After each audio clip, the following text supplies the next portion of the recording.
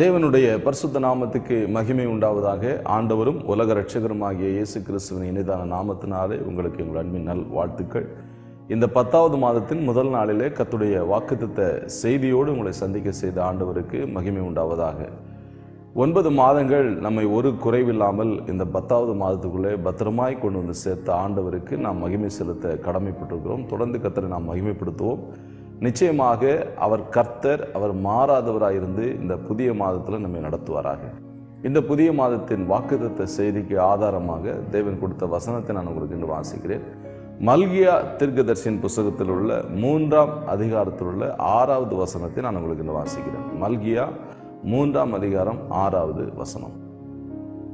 நான் கர்த்தர், நான் மாறாதவர், ஆகையால் யாக்கோபின் புத்திரராகிய நீங்கள் நிர்மூலமாகவில்லை. நான் கர்த்தர், நான் மாறாதவர், ஆகையால் யாக்கோபின் புத்திரராகிய நீங்கள் நிர்மூலமாகவில்லை. ஜெபம் செய்வோம். பரிசுத்த பிதாவே, இரக்கமுள்ள எங்கள் ஆண்டவரே, பரலோகத்தின் தகப்பனே, எங்களை நிர்மூலமாகாமல் காத்து கொண்ட எங்கள் மாறாத நல்ல நேசரே, நீர் எங்களுடைய வாழ்க்கையில் கர்த்தராக இருக்கிறீர், அதுக்காக ஸ்தோத்திரம். நீர் மாறாதவராக இருக்கிறீர், அதுக்காக ஸ்தோத்திரம். நாங்கள் அநேக சூழ்நிலையில் மாறி போனாலும் எங்களுடைய தேவன் மாறாதவராக இருக்கிறார், அதுக்காக உங்கள் நன்றி செலுத்துகிறோம்.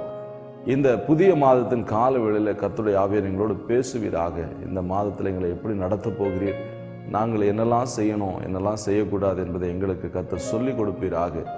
எங்களுக்கு தகப்பனாக இருந்து, எங்களுக்கு ஆலோசனை கர்த்தராக இருந்து, எங்களை போஷிக்கிறவராக, எங்களை நிரப்புவகிறாராக இருந்து கர்த்தாவே எங்களை நடத்துவீராக. நம்முடைய கரங்களை ஒப்புக் கொடுக்கிறோம். எங்களோடு பேசும், எங்களோடு இடைபடும். உங்களுடைய வார்த்தை கேட்க எங்களுடைய சிந்தனைகளை, இருதயங்களை ஒருமுகப்படுத்தி இந்த நாமத்தை மையப்படுத்துங்க. இயேசுவின் நாமத்தில் வேண்டுகிறோம் பிதாவே, ஆமேன், ஆமேன். தேவனுடைய பரிசுத்த நாமத்துக்கு மகிமை உண்டாவதாக. 9 மாதங்களை கடக்க செய்த ஆண்டவர் இந்த 10வது மாதத்துக்குள்ளே அவர் நம்மை பத்திரமாய் கொண்டு வந்து சேர்த்திருக்கிறார். 9 மாதங்கள் நாம் நிர்மூலமாகவில்லை. நமக்கு அருமையானவர்களை எத்தனையோ பேர் இந்த உலகத்தை விட்டு கடந்து போனாங்க. அவருடைய ஆண்டுகள் எல்லாம் முடிந்து போனது, அவருடைய நாட்கள் முடிந்து போனது. நம்மளை விட அறிவில் சிறந்தவர்கள், பரிசுத்தவான்கள், தேவனுடைய தாசர்கள், செல்வந்தர்கள், ஞானவான்கள் எல்லாரும் இந்த உலகத்தை விட்டு கடந்து போனாலும் ஒன்றதுக்கு உதவாத நமக்கு கர்த்தர் கிருபையினாலும் இரக்கத்தினாலும் அவருடைய தயவை கர்த்தர் கொடுத்து நம்மை ஒவ்வொரு நாளும் அற்புதமாக நடத்தி கொண்டிருக்கிறார். அந்த தேவன் நிர்மூலமாகாமல் நம்மை காத்து கொண்டிருக்கிறார். தொடர்ந்து அந்த தேவன் இந்த 10வது மாதம் நம்மை நிர்மூலமாகாமல் காக்கப் போகிறார். அவர் இந்த மாதத்தில் நமக்கு கர்த்தராக இருந்து மாறாதவராக வெளிப்பட போகிறார். நான் கர்த்தர், நான் மாறாதவர். அந்த கர்த்தர் எப்படியெல்லாம் இந்த மாதத்தில் தம்முடைய நாம நிமித்தம் நம்மிடத்தில் வெளிப்பட போகிறார் என்பதை இந்த மாதத்துடைய வாக்குத்தத்த செய்தியாக கர்த்தர் கொடுக்கிறார். புலம்பலின் புஸ்தகம் 3ஆம் அதிகாரம் 22வது வசனம் சொல்லப்பட்டிருக்கு, நாம் நிர்மூலமாகாது இருப்பது அவருடைய கிருபையே, நாம் அழிந்து போகாமல் இருப்பது அவருடைய கிருபை. 9 மாதங்களை எவ்வளவு அழிவுகளை நாம் பார்த்து விட்டோம், எவ்வளவு அழிவுகளை நாம் கேள்விப்படுகிறோம். இயற்கையின் சீற்றங்கள், பேரழிவுகள், விபத்துக்கள், சதி நாச மோசங்கள், இப்படி எல்லா நிலையிலும் ஜனங்கள் மாண்டு கொண்டிருக்கிறார்கள். ஆனாலும் தேவனுடைய உன்னதமான கிருபை நம்மை பாதுகாக்கிறது. நம்முடைய ஜீவனை பார்க்க நம்முடைய கிருபை நல்லது. அதை நாம் ஒவ்வொரு நாளும் அனுபவிக்கிறோம், அதை கண்கூடாக பார்க்கிறோம். அவருடைய கிருபையை நினைத்து நாம் தொடர்ந்து கர்த்தரை நாம் ஸ்தோத்தரிப்போம். சங்கீதம் 102ஆம் சங்கீதம் 2வது சொல்லப்பட்டிருக்குது, நம்முடைய தேவன் மாறாதவர், அவருடைய ஆண்டுகள் முடிந்து போவதில்லை. அவர் நித்திய காலமாக இருக்கிறவர். அவர் தம்மை விசுவாசிக்கிற மக்களுக்கும் அவரால் தெரிந்து கொள்ளப்பட்ட சபைக்கும் ஒரு இடத்தை நித்தியமாக ஆயத்தம் பண்ணி கொண்டிருக்கிறார். அந்த இடத்துக்கு கொண்டு போய் சேர்ப்பது தான் அவருடைய முக்கியமான வேலையாக இருக்கு. நிச்சயமாக கர்த்தருடைய கரத்தில் நம்ம ஒப்பு கொடுக்கும்போது அவர் தம்முடைய ஸ்தலத்தில் கொண்டு போய் சேர்ப்பதற்கு, அவருடைய நித்திய வீட்டிலே, தேவனுடைய வீட்டிலே நீடித்த நாட்களாய் நிலைத்திருப்பதற்கு கர்த்தர் நமக்கு அருள் செய்வாராக. கர்த்தர் நம்மை தொடர்ந்து நடத்துவாராக. எபிரேயர் 13ஆம் அதிகாரம் 8வது வசனத்தில் இயேசு கிறிஸ்து நேற்றும் இன்றும் என்றும் மாறாதவர் என்று வாசிக்கிறோம். அந்த ஆண்டவர் நம்முடைய எல்லா தேவைகளும் நமக்கு மாறாதவராகவே இருந்தார். அவர் நம்மை வழி நடத்தினார், நம்மை போஷித்தார், நம்மை பாதுகாத்தார். அந்த தேவன் இந்த 10வது மாதத்தில் எப்படி நம்முடைய வாழ்க்கையில் மாறாதவராக இருக்க போகிறார் என்பதை தான் அந்த காலையில் கர்த்தர் நமக்கு செய்தியாக சொல்லியிருக்கிறார். யோவான் எழுதின சுவிசேஷம் 21ஆம் அதிகாரத்தில் 7வது வசனத்தில் சொல்லும்போது, இயேசுக்குரிய அன்பின் சீஷன் பேதுரு பார்த்து சொல்கிறார், அவர் கர்த்தர் என்று சொல்லுகிறார். அவர் கர்த்தர் என்றால் அவர் மாறாதவர், அவர் என்றைக்குமே மாறாதவர். அந்த மாறாத ஆண்டவர் மாறிப்போன சீஷர்களுக்கு எப்படி தம்மை மாறாதவராக வெளிப்படுத்தினார் என்பதை இந்த காலவேளையிலே கர்த்தர் ஆசீர்வாதமான ஒரு செய்தியாக நமக்கு கொடுத்திருக்கிறார். சீஷர்கள் ஆண்டவராய் இயேசு கிறிஸ்து மரித்த பின்பு தங்களுடைய பழைய தொழிலுக்கு அவங்க போயிட்டாங்க. அந்த சீஷர்களை மீண்டும் ஆண்டவராகிய இயேசு, உயிர்த்தெழுந்த இயேசு, மரணத்தை ஜெயித்த இயேசு அவர்களை மீண்டும் போய் சந்திக்கிறார். அதுதான் இந்த காலகட்டத்தில் நம்ம கொடுத்த முக்கியமான செய்தி. அந்த உயிர்த்தெழுந்த ஆண்டவர் அவர் கர்த்தராக அவர்களிடத்தில் வெளிப்பட்டார். எப்படியெல்லாம் தம்மை அவர்களுக்கு வெளிப்படுத்தினார் என்பதே இந்த கால முக்கியமான செய்தியாக கற்றுக் கொடுத்தார். இது ஒரு உயிர்த்தெழுந்த ஈஸ்டரின் செய்தியாக கூட நீங்கள் எடுத்துக்கொள்ளலாம். ஆனால் இந்த 10வது மாதத்தில் கர்த்தர் இதை தான் செய்தியாக சொல்லியிருக்கிறார். அவர் கர்த்தர், அவர் மாறாதவர். அவர் கர்த்தர் என்று சீஷர்கள் எல்லாரும் அறிந்து கொண்டார்கள். தன்னை கர்த்தராகவே மாறாதவராகவே இயேசு சீஷர்களுக்கு தன்னை வெளிப்படுத்தினார். முதலாவது எப்படி வெளிப்படுத்தினார்? நமக்கு இந்த 10வது மாதத்தில் எப்படி வெளிப்பட போகிறார்னு சொன்னார், தகப்பனாக அவர் நமக்கு வெளிப்பட போகிறார். யோவான் எழுதின சுவிசேஷம் 21ஆம் அதிகாரத்தில் 5வது வசனத்தில் அவர்களை பார்த்து கூப்பிடுகிறார், பிள்ளைகளே என்று கூப்பிடுகிறார். தம்மை விட்டு தூரம் போன சீஷர்களை, தமிழத்தில் 3.5 வருஷம் பயிற்சி எடுத்த அந்த சீஷர்களை, ஊழியத்துக்கு முன்குறித்த அந்த சீஷர்களை ஆண்டவர் அவர்கள் தன்னை விட்டு விலகி போனாலும் ஆண்டவராக இயேசு அவர்களை கடிந்து கொள்ளாமல் அவர்களை பிள்ளைகளே என்று தகப்பனுக்குரிய சிந்தையோடு அழைக்கிறார். இந்த 10வது மாதம் நிச்சயமாக நம்முடைய ஆண்டவர் நமக்கு தகப்பனாக வெளிப்படுவார் என்பதில் எந்த விதமான சந்தேகம் இல்லை. இதுவரை நம்ம தகப்பனாக இருந்தவர் இந்த 10வது மாதத்தில் நிச்சயமாக நமக்கு தகப்பனாக இருப்பார். அவர் நமக்கு எப்படியெல்லாம் வெளிப்பட போகிறார் என்பதே இந்த காலையில் கர்த்தர் சொல்ல, ஒரு தாயினும் மேலாக நம்ம இம்மட்டும் நமக்கு தகப்பனாக இருந்திருக்கிற ஆண்டவர் இனிமேலும் கர்த்தர் நமக்கு தகப்பனாகவே இருக்க போறார். சங்கீதங்கள் புஸ்தகம் 103ஆம் சங்கீதம் 13வது வசனத்துல, தகப்பன் தன் பிள்ளைகளுக்கு இறங்குகிறது போல கர்த்தர் தமக்கு பயந்தவர்களுக்கு இறங்குகிறார். தகப்பனுக்குரிய இரக்கத்தை இந்த மாதத்துல நாம் பார்ப்போம். யாருக்கு இதை கொடுக்கிறார்? தமக்கு பயந்தவர்களுக்கு இந்த இரக்கத்தை கொடுக்கிறார். ஒன்று. இரண்டாவது, ஏசாயா 46ஆம் அதிகாரம் 3 மற்றும் 4 வசனங்களை பார்த்தீங்கன்னா, நீங்கள் தாயின் கருவில உருவான நாள் முதற்கும் நான் உங்களை தாங்கினேன், ஏந்தினேன், சுமந்தேன், தப்புவித்தேன். நீங்கள் நிறை வயதாகும் வரைக்கும் நான் உங்களை அப்படியே தாங்குவேன், ஏந்துவேன், சுமப்பேன், தப்புவிப்பேன் என்று சொல்லுகிறார். பிரியமானவர்களே, நம்முடைய ஆண்டவர் நம்மை ஒவ்வொரு நாளும் தாங்குகிறார், ஒவ்வொரு நாளும் ஏந்துகிறார். எத்தனையோ குழந்தைகள் தாய் வயிற்றுக்குள்ளேயே கர்த்தரால் தாங்கப்படாமல் மாண்டு போகின்றன.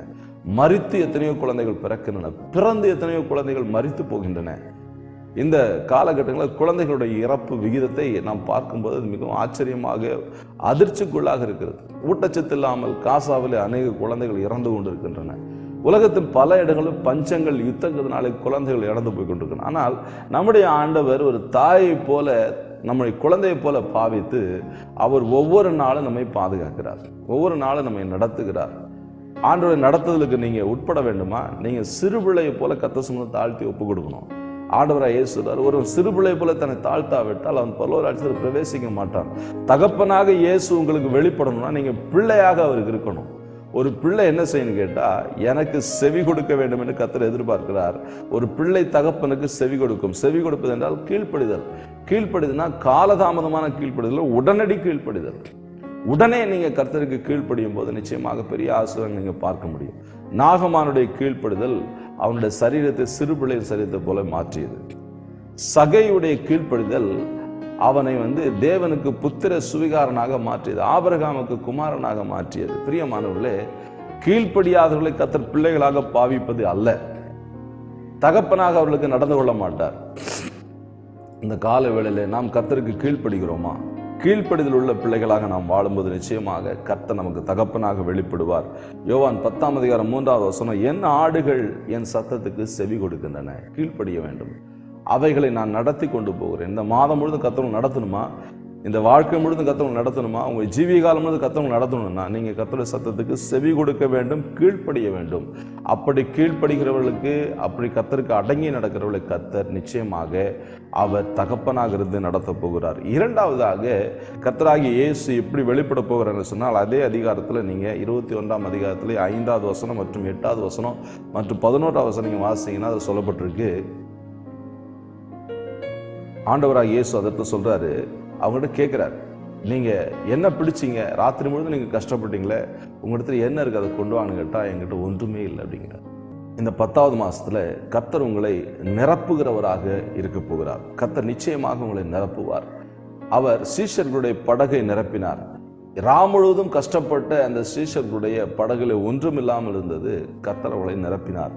அதே போல இந்த 10வது மாசத்துல கர்த்தர் உங்களை நிரப்ப போகிறார். நிரப்புகிறவராக அவர் வெளிப்படுவார். ஒன்றுமில்லை என்றவருடைய வாழ்க்கையில அந்த படகுல கர்த்தர் அவளை நிரப்பினார். வசனம் 8வது வசனம் நீங்க பார்த்தீங்கன்னா, அவர்கள் மிகுந்த மீனுள்ள வலையை அவங்க இழுக்க முடியாமல் எடுத்துட்டு வந்தாங்க. ஒன்றுமில்லை என்று சொன்னவர்களுடைய வாழ்க்கையில கர்த்தர் அவர்களை நிரப்பினார். ஒன்றுமில்லை என்று வருகிறவர்களை கர்த்தர் நிரப்பி அனுப்புகிற ஆண்டவராக இருக்கிறார். பேதுருடைய படகு தோற்று போய்தான் என்றது.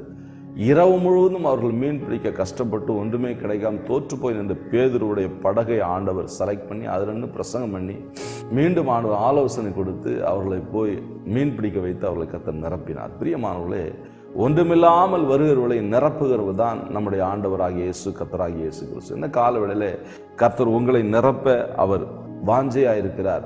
அவர் இந்த 10வது மாதத்தில் உங்களோட குறையெல்லாம் நிறைவாக மாற்ற விரும்பியே இந்த வசனங்கள் உங்களுக்கு கொடுத்துருக்கார். யோவான் எழுதின சுவிசேஷம் அதே நீங்கள் அதிகாரத்தில் 11வது வசனம் நீங்கள் வாசிங்கன்னா, மீன்களால் நிறைந்த வலையை பேதுரு இழுத்து கொண்டு வந்தார். காலியாக சுருட்டி வைக்கப்பட்டிருந்த வலை தான், ஒன்றுமே இல்லாத படகு தான். அதுல கர்த்தர் நிறைய மீன்களை நிரப்பினார். எப்பொழுது கர்த்தர் நிரப்புவார்னு சொன்னீங்கன்னா, நீங்க உங்களை வெறுமையாக்கி ஒப்பு கொடுக்கும் போது மட்டும் தான் கர்த்தர் உங்களை நிரப்ப முடியும். யோவான் சுவிசேஷம் 2ஆம் அதிகாரத்துல நீங்க 6-7 வசனம் வாசினா, கானா ஒரு கல்யாணத்துல ஆண்டவராய் இயேசு அங்கே அற்புதங்களை செய்கிறார். அற்புதங்களை செய்கிற சமயத்துல அங்கு கற்சாடிகள் அவருக்கு தேவைப்படுகிறது. அந்த கற்சாடிகள் காலியாகிற வரைக்கும் இயேசு காத்திருந்தார். உங்களுடைய வாழ்க்கையும் உலகத்தால நிரம்பியதுன்னா அது காலியாகணும், கவலையால நிரம்பினா அது காலியாகணும், அசுத்தத்தால் நிரம்பினா அது காலியாகணும். அது காலியாகிற வரைக்கும் கர்த்தர் வெயிட் பண்றார்.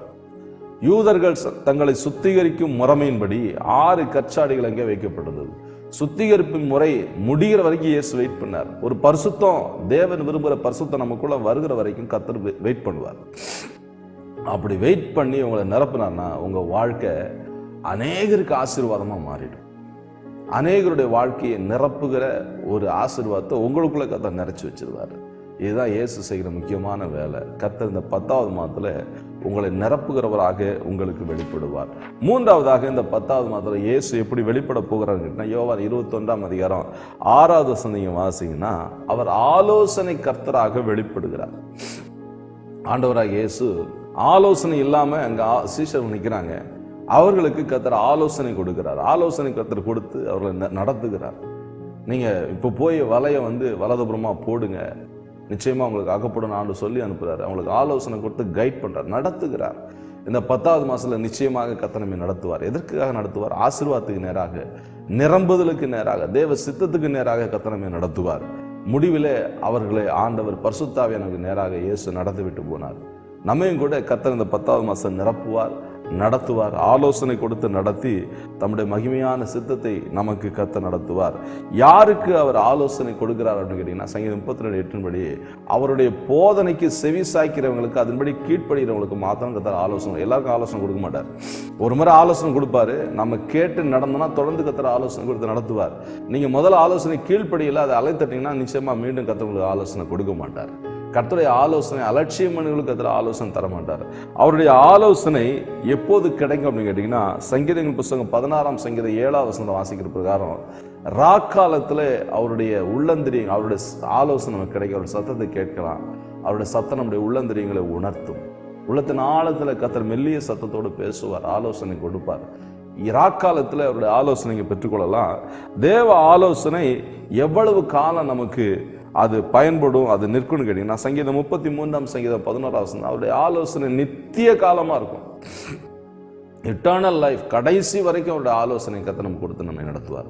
அவருடைய ஆலோசனை முடிவில் நம்ம எங்க கொண்டு போய் நிறுத்தணும் அப்படின்னு கேட்டீங்கன்னா, பரலோகத்துல மகிமையிலே கொண்டு போய் சேர்க்கும். சங்கீதம் 73ஆம் சங்கீதம் 24ஆம் வசனத்துல, நீர் எனக்கு ஆலோசனை தந்த முடிவிலே என்னை மகிமையிலே ஏற்றுக்கொள்வீர் என்று சங்கீதக்காரர் சொல்றார். முடிவு மகிமை. தேவனுடைய ஆலோசனைக்கு கீழ்ப்படிஞ்சீங்கன்னா உங்க முடிவு மகிமையா இருக்கும். எல்லாருக்கும் ஒரு நாள் இந்த உலகத்துல முடிவு இருக்கு. முடிவுலட்டா இயேசு கிறிஸ்துவோட வருகையில போறோம். அந்த முடிவு மகிமையா இருக்கணும் அப்படின்னா தேவனுடைய ஆலோசனை கேட்டு நடக்கணும். எல்லா ஆலோசனையும் கேட்கக்கூடாது. துன்மார்க்குடைய ஆலோசனை நடவாமலும், பாவியுடைய வழி நில்லாமலும், பரிகாசக்கார உட்காராமலும், எல்லாரும் சொல்றதுன்னு கேட்டுக்க கூடாது. ஒரு சிலர் சொல்லுவாங்க, ஏசு இன்னைக்கு வர்றாரு, நாளைக்கு வர்றாரு, ஏசு அங்க இருக்கிறார், பஸ் ஸ்டாண்ட்ல இருக்கிறார், டீ கடையில் இருக்கிறாருன்னா சொல்லுவாங்க. அதெல்லாம் கேட்கக்கூடாது. இயேசு நிச்சயமாக வருவார். இயேசுக்கு நேரம் நடத்துகிறார் பரிசுத்த ஆவியானவர். பரிசுத்த ஆவியானவர் பெற்றுக்கொண்டவன் அங்க சொல்றேன் இங்க சொல்றேன் கேட்க மாட்டாங்க. தேவன் கொடுக்கிற ஆலோசனைகள் மாத்திரம் நடக்கணும். கர்த்தர் கொடுக்குற ஆலோசனை நடப்போம். நிச்சயமாக நம்ம ஆசீர்வதிக்கப்படுவோம். இந்த 10வது மாதத்தை நீங்கள் கர்த்தர் ஆலோசனை கேட்டால் கர்த்தர் நடத்துவார். முடிவில் மகிமையான ஆலோசனை நடத்துவார். கடைசியாக இந்த 10வது மாதத்தில் கர்த்தர் நம்ம எப்படி நடத்த போகிறார் அப்படின்னு கேட்டிங்கன்னா, போஷிக்கிறவராக அவர் நம்மை நடத்த போகிறார். யோவான் சுவிசேஷம் 21ஆம் அதிகாரம் 9 மற்றும் 12 வசனங்களை வாசிங்கன்னா, அந்த இடத்துல அவர்களுக்கு பசியாக இருக்கிறவங்களுக்கு ஆகாரம் கொடுக்குறார். அவங்ககிட்ட ஏதாவது இருக்காங்க இல்லைங்கிறாங்க. உடனே ஆண்டவர் அவங்க கரைக்கு வந்தோடனே அவங்க எல்லாம் அடுப்பெல்லாம் வச்சு தணல் மூட்டி ஆண்டவர் ஆகாரத்தை அவங்களுக்கு ரெடி பண்ணுறார். சோர்ந்து போயிருந்த சீஷர்கள் இயேசுவை பார்த்து ரொம்ப வெக்ஸ் ஆகிட்டாங்க. என்ன பேசணும்னே தெரியல. பேதுரு அவரை பார்த்து தண்ணியில் குதிச்சிட்டார். மேல் சட்டை இல்லாமல் இருக்கிறார். அவர் அப்படியே தண்ணியில் குதிச்சு அப்படியே ஆண்டவரை இயேசுன்னு அவங்க அறிந்து என்ன பேசணும்னு தெரியல, திக்குமுக்காடி குற்ற உணர்வோடு நிற்கிறாங்க. அந்த சீஷர்களை பார்த்து ஆண்டவராகிய இயேசு அவர்களுக்கு ஆகாரம் கொடுக்கிறார், அவர்களை போஷிக்கிறார். ஆண்டவர் பசியுள்ள கர்த்தர் ஆகாரம் கொடுக்க. சங்கீதம் 111ஆம் சங்கீதம் 5ஆம் வசனம் வாசிங்க. தமக்கு பயந்தவர்களுக்கு கர்த்தர் ஆகாரம் கொடுக்கிறார். அவருக்கு பயந்தவர்களுக்கு கர்த்தர் எல்லாருக்கும் கர்த்தர் சுவாசமுள்ள யாவற்றுக்கும் கர்த்தர் ஆகாரம் கொடுக்கிற தேவன். அந்த ஆண்டவர் நிச்சயமாக இந்த 10வது மாதத்தில் நம்மை போஷித்து பாதுகாத்து நடத்துகிறார். 1 ராஜாக்கள் 19ஆம் அதிகாரம் 5ஆம் வசனத்தில் சோர்ந்து போய் சாவை விரும்பி படுத்த இந்த தீர்க்கதரிசி ஆண்டு தட்டி எழுப்பி, போஜனம் பண்ணுப்பா, சாப்பிடு. சங்கடமா படுத்திருக்கிறான், சோர்ந்து போய் படுத்திருக்கிறான், வேதனையோடு போதும் ஆண்டவரே, இனி என் வாழ்க்கை போதும் அப்படின்னு சொல்லி அந்த கடைசி நிலைக்கு வந்த அந்த தீர்க்கதரிசி ஆண்டவர் தட்டி எழுப்பி, நீ சாப்பிடு அப்படிங்கிறாரு. பிரியமானவர்கள், நம்முடைய ஆண்டவர் நம்முடைய நிலை நன்றாக அறிந்திருக்கிறார். சோர்ந்து போகிறவனுக்கு முதல்ல அந்த ஆகாரத்தை கொடுத்து அவனை திருப்தியாக்குகிறார். இந்த கால வேளையில் கூட நாம் கர்த்தருடைய போஜனத்துக்காக காத்திருக்கிறோம். ஆவிக்குரிய போஜனம். மனுஷன் அப்பத்தினாலே மாத்திரமல்ல, தேவனுடைய வாயிலிருந்து புறப்படுகிற ஒவ்வொரு வார்த்தையினாலும் பிழைப்பான். ஒவ்வொரு வாரமும் கர்த்தர் தம்முடைய வார்த்தையினால் நம்மை பிழைக்க வைத்திருக்கிறார். இந்த மாதம் முழுவதும் நீங்கள் ஜீவனோடு இருப்பதுக்கு, நல்ல ஆரோக்கியத்தோடு இருப்பதுக்கு, ஆவியிலும் ஆத்மாவிலும் சரீரத்தில் ஆரோக்கியத்தோடு இருப்பதுக்கு கர்த்தர் இந்த வசனங்கள் உங்களுக்கு கொடுக்கிறார். கர்த்தர் மாறாதவராக இருந்து உங்களை புஷ்டியாக்கி உங்களை கொழுத்த கன்றுகளைப் போல கர்த்தர் உங்களை வளர செய்வாராக. கர்த்தர் 4 விதங்களில் இந்த மாதத்தை நமக்கு வெளிப்பட போகிறார். முதலாவது தகப்பனாக அவர் வெளிப்பட போகிறார். 2வது அவர் நிரப்புகிறவராக வெளிப்பட போகிறார்.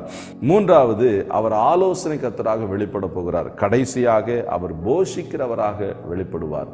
நிச்சயமாக இந்த 10வது மாதத்தில் கர்த்தருடைய வார்த்தை உங்களுக்கு வந்திருக்கிறது. கர்த்தருடைய வார்த்தையினால் நீங்கள் பிழைத்திருப்பீர்கள், நீங்கள் ஆசீர்வாதமாக இருப்பீங்க, நீங்கள் போஷிக்கப்பட்டிருப்பீங்க, நீங்கள் ஆலோசனை பெற்று நடக்க போறீங்க. கர்த்தர் உங்களுக்கு தகப்பனாக இருந்து உங்களை நடத்த போகிறார். கர்த்தர் உங்களை நிரப்பி நடத்த போகிறார். கர்த்தர் உங்களை ஆசீர்வதிப்பாராக. உங்களுக்காக ஜெபிக்கிறேன். பரிசுத்த பிதாவே, இரக்கமுள்ள எங்கள் ஆண்டவரே, இந்த நல்ல காலை நேரத்தில் இந்த திருவாய் மொழிகளை கேட்க எங்கள் எல்லாருக்கும் கிருபை கொடுத்தீங்களே, உங்களுக்கு ஸ்தோத்திரம். இந்த வார்த்தைகளை கேட்ட நம்முடைய பிள்ளைகளை இந்த முதல் மாதத்தின் இந்த 10வது மாதத்தின் முதல் நாளில் பிதா குமாரன் பரிசுத்த ஆவி நாமத்தினால் ஆசீர்வதித்து ஜெபிக்கிறேன். இந்த பிள்ளைகளோடு இந்த கரம் தங்கி இருக்கட்டும். தகப்பனாக கூட இருந்து நடத்துங்க, நிரப்புகிறவராக கூட இருந்து நடத்துங்க, ஆலோசனை கொடுக்கிறவராக கூட இருந்து நடத்துங்கப்பா. ஆண்டவரை போஷிக்கிறவராக இந்த பிள்ளைகளை கூட இருந்து நடத்துகிறாங்க. பெரிய காரியங்களை செய்யுங்க. உங்களோட நாமத்தை மையப்படுத்தும். உங்களுடைய பிள்ளையோட வீட்டை பிதா குமாரன் பரிசுத்தாவின் நாமத்தினால் ஆசீர்வதித்து ஜெபிக்கிறேன். உங்களுடைய அப்பத்தின் தண்ணீரை ஆசீர்வதியும், மாப்பிசை தொட்டி எண்ணெய் கலசத்தை ஆசீர்வதியும், வருமானங்களை ஆசீர்வதித்து கொடுப்பீராக. ரட்சகராகிய இயேசுவின் நாமத்தில் மிகுந்த தாழ்மையோடு வேண்டுகிறோம் அன்பின் பிதாவே. ஆமேன், ஆமேன். God bless you. கர்த்தரோடு இருப்பார், கர்த்தர் நடத்துவார்.